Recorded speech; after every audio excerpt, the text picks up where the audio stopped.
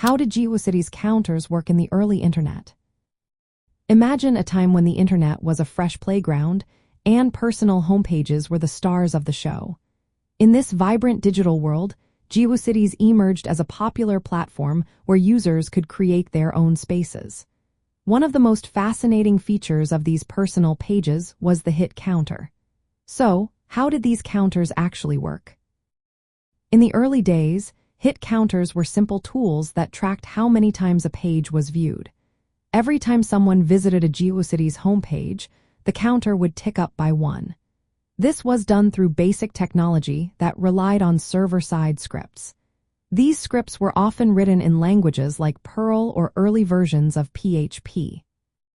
When a visitor loaded a page, the script would update a small file or a database record that kept track of the current count.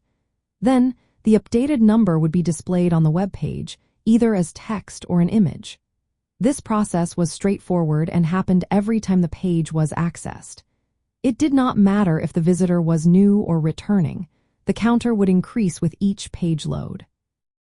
Since the internet was mostly static back then, these counters did not have the ability to differentiate between unique visitors and those who refreshed the page multiple times.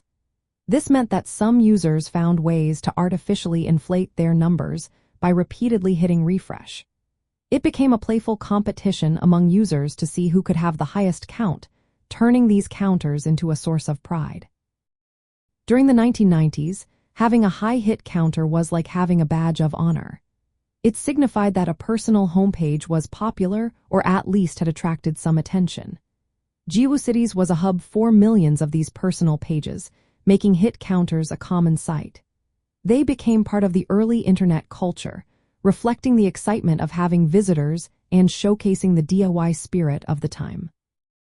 These counters were often displayed alongside animated graphics and colorful text, adding to the charm of early web design. They represented a simpler time when users were thrilled just to see their pages being viewed. In many ways, Geocities hit counters were early indicators of online popularity, much like social media likes and follower counts today. So, the next time you think back to the early internet, remember those little counters that marked the beginning of digital culture and the joy of sharing personal creations with the world.